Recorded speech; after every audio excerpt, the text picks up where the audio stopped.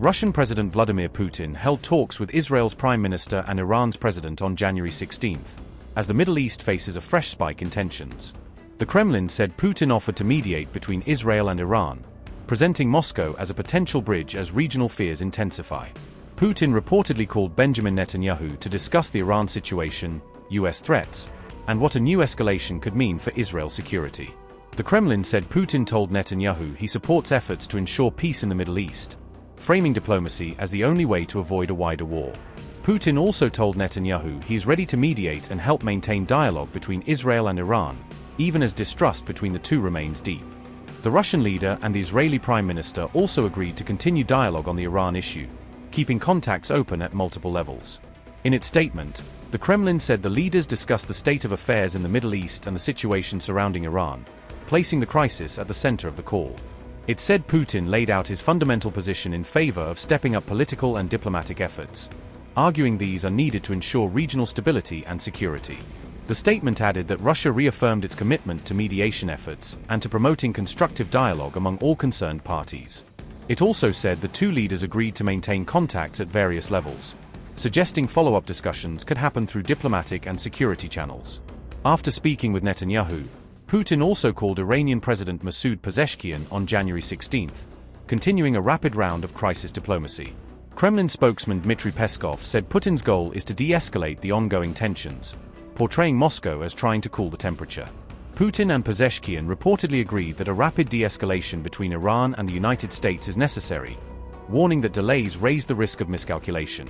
The two allies also argued that political and diplomatic dialogue can resolve issues with Trump, pushing negotiations over confrontation. Pezeshkian also told Putin that efforts are underway to normalize the situation inside Iran amid protests, acknowledging the domestic pressure Tehran is facing. The Kremlin said that during the call, President Pezeshkian briefed Putin on what it described as active efforts by Iranian leaders to stabilize the country. The statement said Russia and Iran share a unified position favoring rapid de-escalation around Iran and across the region, while insisting problems should be solved diplomatically.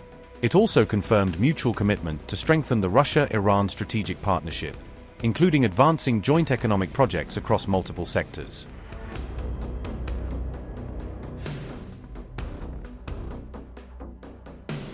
Reports say Israel has been using Putin as a communication channel with Iran, relying on Moscow to pass messages when direct contact is difficult. A Washington Post report dated January 14 claimed Israel reached out to Iran even before protests erupted, trying to reduce the risk of sudden escalation. According to that report, Israeli officials conveyed through Russia that Israel had no intention to strike Iran, seeking to calm Tehran's threat perceptions. The report said Tehran responded via the same channel and told Israel it would refrain from a preemptive strike, at least for the time being. The Washington Post also reported that Israel does not want to escalate tensions with Iran, especially while the region remains volatile on multiple fronts. However, Iran is reportedly wary of Israeli intentions and believes the United States may strike Tehran instead, even if Israel stays formally in the background. Tehran's theory, according to the report, is that the US could attack while Israel keeps its military focus on Hezbollah, creating a split-role pressure campaign.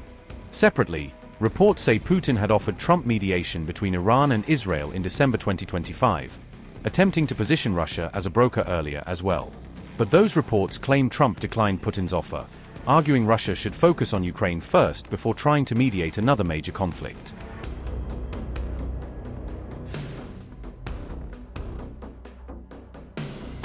Other reporting suggests Israel has been pushing the US to ensure Iran's government ultimately falls, viewing the protests as a historic opening.